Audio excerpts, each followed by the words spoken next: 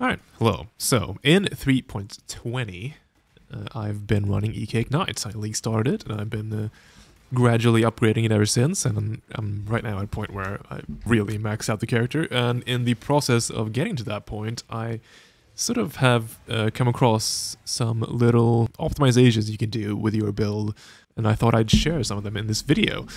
Figured I'd rather do one of these than just like a build overview video or something like that. I am really not doing anything too crazy with this build, and I'm at a point right now where it's not really like me doing a build guide with this sort of gear isn't really realistic. So I figured just one of these little small, here's some tips you can do to further optimize your character would be more useful than any other type of video I could make on the subject. So let's just get right into it. So the first thing I wanted to cover is on the topic of cold conversions. So EK Ignite works off of multiple layers of conversion. So usually what you do is you convert all your fizz to cold, and then you convert the cold to fire via the where is it? The cold to fire support. And you do this because all the extra fizz extra damage stats you get on your gear apply on each stage of conversion. So the more conversion you do, the more damage you get, basically. Along with little damage modifiers and stuff like that. So conversion is really good for added damage. And the reason we don't do lightning conversion is because the only easy way of doing that would be to eat up the ring slots, and it's just not worth it damage-wise, because you'd be giving up a lot of potential output. But yes, so usually the way builds go around getting cold conversion is you get a mod on your gloves, which either is crafted or unveiled, depending on what you get, which is from 25. Well, if you craft it on, it's 25% conversion, fizz conversion to cold. And if you get the unveil like I have here, it goes up to 35. And what you then do is on your passive tree, you get this cold mastery here, which gives you 40% conversion. And then you get a water sign mod, which gives you the remaining 35, assuming you use the crafted cold conversion of the gloves. So that is what I see pretty much everyone doing, because I think in all the popular build guides, that's what they do. This is not actually the most efficient way of going about it. The most efficient way that I've found is it's a bit more intensive, like it's a bit more of a higher end option, but basically what you can do is you can get I believe it's a Redeemer, or it's Crusader. So there's a Crusader mod on Quivers, which gives you up to 25% physical conversion to cold. What this allows you to do is it allows you to, if you have specifically the unveiled conversion mod on your gloves, which goes up to 35, if you add this together, that's 60% you have from just your gloves and quiver, which means that the 40 from the passive tree is enough to give you full conversion, which then frees up the water size slot, which makes you able to get another damage mod or something on your water side, which is actually really big. And basically, the reason this is more damage than using the water side for conversion is that the only thing this is eating up in your quiver slot would be the fizz as extra fire, which is usually what people run for quivers on the EK Ignite build. So usually what you see higher end EK Ignite builds do is they get a dual influence fizz as extra cold and fizz as extra fire quiver with some life and some resistance stuff. The thing is, this extra fire node, or stat rather, doesn't actually do that much. So as people who have popped EK Ignite builds may have noticed, Fizz's extra fire gives you a lot less overall DPS than Fizz's extra cold. So I believe for my build, extra cold has been about twice as good as extra fire. So you're really not giving up that much. Basically, the stat line Fizz's extra fire, 15%, is not worth nearly as much as a full water sign mod. So you can see that in this case I put the increased cold damage while affected by hatred here, that is a lot more than just the 2%-ish that I would gain from having the fizz extra fire on the quiver. So obviously this does require you to get the unveiled mod on the gloves rather than just the crafted one, which I believe is I'd say the hardest bit of this. But yes, that is basically the big requirement, because the quiver is really easy. You might not find many of these actually to spy just on the trade side, because I don't think a lot of people are doing this, so you'll have to make your own, but it is very, like, the bases right now are very cheap, and I don't think I have enough reach to nearly influence those prices. So you just have to buy a base, because you don't elevate stuff on the quiver, so that entire price of the Maven orbs is just gone. So all you need to find is a quiver with the fizz extra cold and a quiver with the cold conversion, and you can even just like buy random influence stuff and just alt spam them with how easily you get alts this league, and get 2 bases on your own and then awaken orb them, and like one awaken orb is like 60k or something right now, so it's actually really cheap to make one of these. and you basically just awaken and orbit them together until you get a good third prefix. So you can see I hit tier 2 life on this one, which I was quite happy with. And then obviously you have to divine these. That's one of the other kind of difficult bits, I guess, because you need both these to be max roll, right? You need this to be 35 and you need this to be 25. So you'd have to divine them until that happens. I think for me it took like 6 divines total across the 2 items, I think, to divine them to that point. I think I got a bit lucky because my rolls in general are pretty good on these. But yeah, it's a bit of a higher investment thing, but it's something that I would keep in mind if you're making this build and you're looking towards maybe getting more water size. Like if you want to get a water size upgrade or something, before looking at like a really high-end fizz conversion one, I would say try and make this quiver glove combo instead, and then get a better water size because you'll just get more damage that way. All right, so another thing I wanted to cover is if you look at POE Ninja for people running this build, you'll see a lot of people running Uul Netol's Vow here as the amulet slot instead of Gloomfang, which might be confusing to you if you actually try and compare those things in Path of Building on your own build, because Uul Netol's Vow generally is a damage downgrade compared to a Gloomfang at full juice. So assuming it's been chained and it has decent rolls on it and stuff like that. And yes, that is true. It's basically a damage downgrade, but it's not a very big one. You only lose a few percent in damage, and it's unconditional. So you no longer have to rely on, for pure single targets or boss fights, you no longer have to rely on Hydrosphere to do your full DPS. And that is something that it's basically like a quality of life upgrade, basically. So I basically just want to explain why this change has happened and why people run this. It's just purely, I would say, quality of life, because you don't have to rely on, there's no ramp up time, basically. People who run this build will, like, it's immediately noticeable, the ramp up time of having to Hydrosphere a boss and then chain off the Hydrosphere to get your full ignite, versus just having this on, having full DPS right away. It feels a lot nicer, and the resists you can get with a well-rolled one are very pleasant. And also, getting one of these frees up your chest slot, because obviously you're running a skin of either the Lord or Loyal, depending on your budget, basically. And having a Uul Netol Vow lets you way easier get the right socket colors on your chest piece. Because if you want to get these corruptions, like this is +4, basically, they're very expensive with the right colors, but you might be able to find some ones which have, you know, less favorable colors for way cheaper. So basically you can run like 3 green, 3 red, and then have a blue, unbound Ailments in your amulet slot. So it opens up freedom for the socket colors. It might make you get some savings that way, and it's just a lot nicer to play with. But obviously it's an expensive amulet. It's way more expensive than Gloomfang, so it's not like if you're running a Gloomfang and you're fine with the slight ramp up on the damage, don't worry about it. It's completely, basically it's a side grade. It's just quality of life. So if you see all these POE Ninja people have it, it's not strictly better. It's just, I would say it's just nicer to play with, but yes. So that's why people run this. So another thing you can keep in mind when looking for upgrades is if you don't need your boost slot to be Eldritch, which basically means if you have solved your ailment avoidance through some other means than Eldritch and Blizzards, you can look into Influence Boots. There's a lot we can gain from Influence Boots. So Redeemer and Hunter Influence Boots in particular are very powerful. From the Hunter side, you get the faster ignites, which everyone who does ignites knows this is a big damage amp getting this stat. And from the Redeemer side, you get the increased effect of non-damaging ailments, which is also a lot of damage because its scales are shock. And since we are elementalists and we are, or the most common ascendancy choices for this build are Run and Shaper Storms, where everything shocks. Yes, that makes this really powerful. So you can get both of these, and obviously you can see here they're both elevated, and you can get a lot of them. So that's really powerful. And then also as a bonus from Redeemer, you also get the prefix of gain Physics Extra Cold, which, as previously mentioned, is very powerful as well. And 8% is not bad in tier 1. It's a solid choice, and it's also quite easy to roll, all in all. So the way you'd make these is you'd obviously get, it's the classic Awakening Orb. You'd elevate, if you want to do that, elevate non-damaging ailments on one pair, then elevate ignite speed on the other one, and you slam those together and hope for a last good suffix. I lucked out with this one, got Dex, which is obviously very good. But yeah, you do that for as long as you want or have budget for until you get a good suffix. And then when you have the 3 good suffixes, what you do is you lock suffixes, you reforge physical with Harvest, which guarantees you the Physics Extra Cold mod, and you hope for a good tier of that. And then when you have a good tier of that, you can go for an Ashling with the suffix can't be changed. And hope that the Ashling hits the suffix can't be changed. That pretty much guarantees you move speed, and then you can craft on life. So that's exactly how I made these.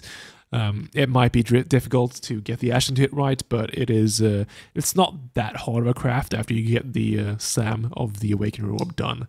But yes, so there's a lot of power in the Influence boots for the build. There's just a lot of pure damage. So that, I think, is a cool thing you can keep in mind if you want to go a bit higher end. Also a good thing to mention is some tips on getting spell suppression capped. So we can get spell suppression capped in this build. It'll require some work, but it will be worth it. Spell suppression is one of those things that once you get capped, it's immediately noticeable, and it will be, I mean, it's just a very powerful defensive layer. And unfortunately, it's just gotten harder over time to get spell suppression capped, but yes, we can do it. So the slots you have open for spell suppression, assuming you're running the bow setup, is the gloves, the boots, and the helmet. So ideally, you'd want one suffix on each of these to be spell suppression.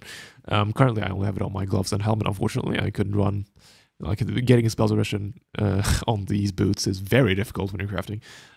But yes, so you can get it on these. And then as for solutions from where to get it on the tree, if you are running spell suppression, you are pretty much guaranteed to be getting this selection of notables here because it's just very strong. So it gives you 2 5 points here, and then a 12 point, and then another 12 point with the mastery. So that's really nice and really efficient. One thing that people tend to do is they tend to run an impossible escape jewel. If they want some damage, they tend to run it for Leaf Shade. That lets them get the Snowforge node, the Written in Blood node, and the Growth and Decay node, and then drop the rest and save a bunch of passives. And this is really good if you want some damage and you're not running a spell suppression, but if you are running spell suppression, I would say that is not really an option because you need to get this full cluster along with the mastery. So if you are running spell suppression, you can get other impossible escapes, which will help you. So there are multiple, and we can go into POB here to show them off. So let's see here. So we have, I think I have one loaded up. We can just replace one of these with an impossible escape. That's not an impossible escape. There we go. So this is the debug one POB has for displaying all of them. So this is all the impossible escapes you can get. So the ones that are good for spell suppression. The most common one that people tend to point towards is Precise Technique down here. So this allows you to get the 4 points here of spell suppression. This is 4 10 points, or 3 10 points rather, and 1 12 points. So that's really nice. And it also lets you get, if you so need, there's a good dex node here if you need dex, and there is a life node which gives you some avoidance as well, which is not bad. And if you really want, you can get some phasing here, although I don't think it's the most efficient way of getting phasing. But yes, so this offers that, and this is quite good. It is quite point heavy though. So if you don't need all of this spell suppression, and you can find that elsewhere, and you just need like, you know, a bit, what you can do, and what I did for a while, is I ran Volpact Impossible Escape. So this allows you to get some nice stuff. This allows you to get this node out here, notably. So this is Courage. This gives you 30% increased armor if you've been hit recently, which is pretty much, I mean, it's a lot of the time in maps. It also potentially gives you more evasion if you have been hit recently, which is nice as well. And most importantly, it gives you 15% spell suppression if you hit an enemy recently, which is, I mean, that's basically always, no matter what. So yes, this is a very strong node. I think this might be one of the strongest spell suppression nodes on the tree, just straight number-wise. 15 is a lot for on point. And so this gives you that. It also gives you access to these defensive nodes, which are quite nice. They give you scale both evasion and armor, and assuming you're running the bow setup with Grace, it's a good bit of defense. These as well aren't too bad, especially if you're running Onslaught. It gives you a bit more Onslaught effect, so that's quite nice. But most importantly, it also gives you access to this node, which is a damaging ailments deal damage 10% faster node. Obviously, the overtime with bow skills doesn't matter, but it gives you 10% ignite speed, which is, as previously mentioned in this video, a very strong damage node for us. So that's really cool and really nice, and something I would recommend. So if you don't need all the points from Precise Technique, and this is also quite a bit more expensive because people have gotten onto the fact that this is a decent impossible escape. If you don't need all this shit, you can just get Volpad, which is a lot cheaper. I think last time I checked, it was like a third or half the price of Precise Technique or something like that. You can get this node, which is, I think, just per point way better than all these, along with a nice damage node, which rivals, any of the good damage nodes from up here. So that's a good catch if you want spell suppression. Another thing, seeing as we are in Sanctum League, we get access to a free keystone. So what I'm running right now is I'm running Mage Bane. So Mage Bane, if you don't know, is the keystone right down here. Where is it? Here. So it gives you spell suppression per dex instead of evasion. This is quite nice for some free spell suppression. I think right now I'm getting like 11% from or something, so it's basically a free spell suppression roll, and it doesn't cost us that much evasion if you're running Grace. I think the cost's like, I think 3k evasion or something for me, so it's not that big of a cost, and you get basically a free roll of spell suppression. So yeah, that is an option if you have the money to get an invocation for Mage Bane, and you can put that on your relic, and you can run that and be happy. So that's a good option as well. So you have a lot of options to get spell suppression capped, and it is certainly good. Also, one thing I recommend doing is getting a water side with the spell suppression mod, assuming you're running the bow setup with Grace. Getting a free 14% from your water side is really nice, and I would say it's better than a generic damage mod. So yeah, basically that's a good source of it as well, to get a free roll. So those are the ways I thought of to get, or I looked at rather, to get spell suppression, and I think they're all pretty good. And that's where you can look for to get your stats. So the another thing I wanted to bring up is the different alternatives you have for curses. So usually what you see people do is run a curse on hit ring with either flammability or elemental weakness, both of the curses that we run. As for which one you want to choose, generally flammability is a tiny bit better than elemental weakness, but they are both fine. And yeah, so that is good for rings. But however, if you want to run Replica Wake, which is a very big damage ring, obviously that has to eat up a ring slot, and we pretty much can't drop Pathetic Devastation because that's just massive damage. So that's basically set in stone, and in order to fit Replica Wake, we have to drop the curse on a ring. So what you see people do in order to fit this in is they put their two or one curses, depending on your curse limit, into the Hydrosphere setup. That's okay, you can do that. But one thing I would like to bring up is the possibility of just manually casting your curse. I know this is sort of a taboo, people don't like manually casting curses, but we get some cast speed with this build, with the bowcraft and stuff like that, so we have pretty good cast speed, and it's pretty comfortable casting a curse. If we switch over to the game here, because this is what I'm doing right now, so I'm just like, this is my curse, so this is how fast it is to just cast, and it's very comfy. And what this allows us to do is, first of all, it frees up the Hydrosphere slot, so we don't have to rely on Hydrosphere, and I generally don't like the Arcanist brand sort of curse and hit stuff. It's just slow and doesn't feel great. But yes, if you don't mind that, that's fine. But it does free us up from that, and it allows us to use this new jewel. So this jewel right here, Bounds of Terror, has very powerful mods for us, well, at least one of them. So the Elemental Weakness one is really strong. If you read, it's up to 40% of Fizz's extra random element if you've cast Elemental Weakness in the past 10 seconds.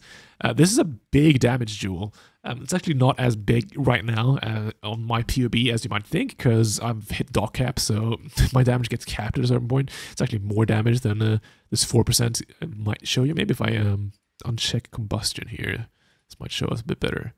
Yeah, there we go. Now it's up to 10%. So yeah, it's a very powerful node. Obviously, the random element matters a bit. You want it to be hit cold, preferably. That's the biggest damage spike. So if you hit it cold, especially, it's more than 10% here. It's like 13 or 15, I think. But if you hit fire or lightning, it's a bit less than that. But it's still very powerful.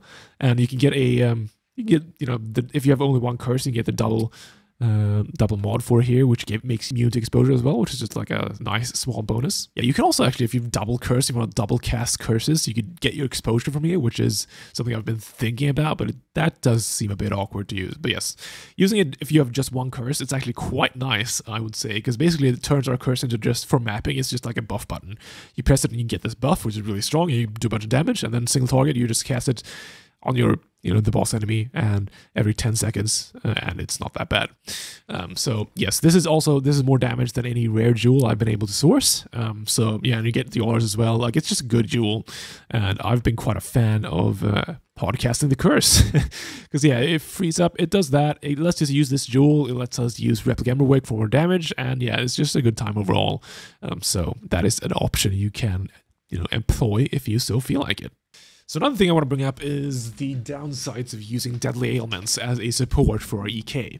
So Deadly Ailments, it's very tempting to use in your EK for Unites, because it really boosts our damage. In order to display this, I'm going to have to disable some items here. Maybe if I just remove my boots. Okay, this will work.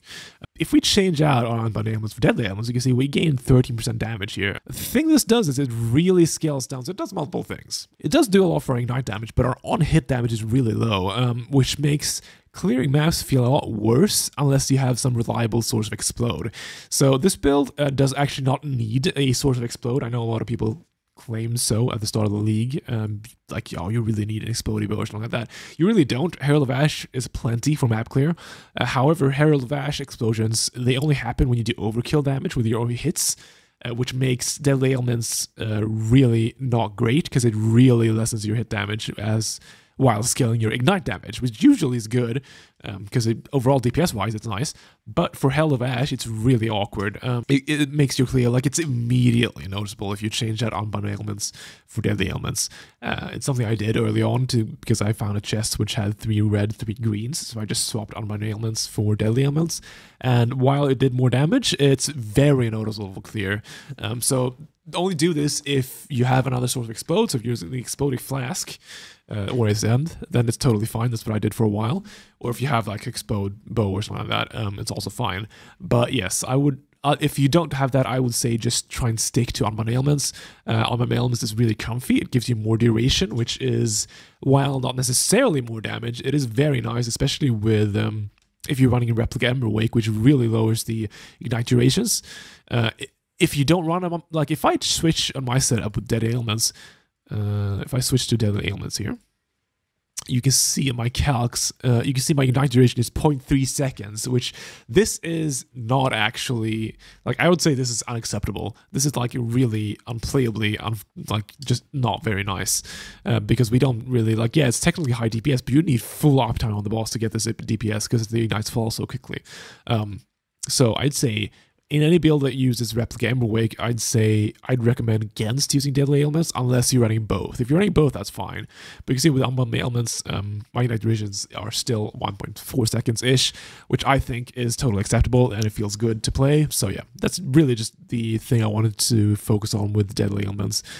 While having very nice numbers in POB, it's not really all it's chalked up to be. There are some significant downsides to it. There's often cases where you want big hit damage. It also scales your leech, so if you, leech obviously scales off the hits you're making, so that daily illness kind of gimps your leech as well. Like, yeah, it just has a lot of unfortunate side effects come with it, so just keep that in mind when choosing your gems and your sockets. Quick note also on the topic of timeless jewels. So you'll see different people use different jewels with this build. You can run either a brutal restraint or lethal pride in this position. Both give you different stats they can give, and both give different mods you can get. So basically, brutal restraint gives you dex, so if you have a lot of nodes here, these would all, instead of strength here, they would all give you dex, which is nice, and lethal pride gives you strength. So, you know, depending on which stat you need most, you can bounce those around. And then for the mods you can get, so the best thing you can get with brutal restraint is aura effect. So you can get, I think it's like up to 5 or something aura effect on your notables with brutal restraint. And with lethal pride, the best thing you can get is ignite speed. So you can see I have one right here. So you get 10% ignite speed. Generally, damage-wise, lethal pride is better, whereas the aura effect from brutal restraint gives you good damage while also giving you quite a bit of survivability. So it's just like a choose whatever you prefer type of thing, or I guess whichever seed you can find, which is better. So yeah, I'm personally running Lethal Pride right now because I found one which has like a bunch of ignite nodes. You can see I have 3 right now, so there's 30% extra ignite speed here, which is really nice. But yeah, just, you know, keep that in mind when shooting jewels here. You don't have to use one or the other. And as always, you can find timeless jewels with POB by just pressing that button right here down here. And then selecting your, you know, lethal pride or brutal restraints, and then going by taking like a node. So let's say we want aura effect, right? And then you can just search. You can go filter nodes here to only get the nodes that you were using, and you can see that, hey, this seed has 3 of them. So yeah, and then you can trade search for just the seed and see if it's up. You can go down the list here. You can sort by DPS. So that's how you find them, and yeah, you can pick whichever one you prefer. I'm currently using Lethal Pride, but Brutal Restraint is also good and nice. So yeah, that's the deal with those. Alright, so those are all the tips I have lined up for this video.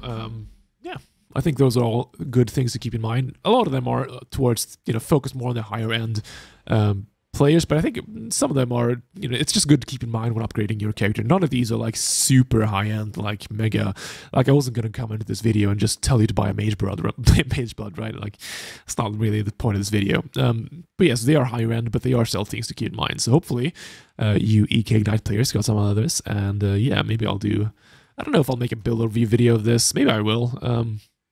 I'm like close to maxing this character out. I think there's very little I can do with this gear. But yeah, maybe if that is something people would like to see, I can do that. It's not very ethical. I've got a lot of playtime on this character, and I have, you know, a lot of gear. But yeah, I could make a video on that if you'd so want. But yes, so that was it for this video. Hopefully those tips serve you well in the future. And yeah, thanks for watching. I'll be back potentially soon.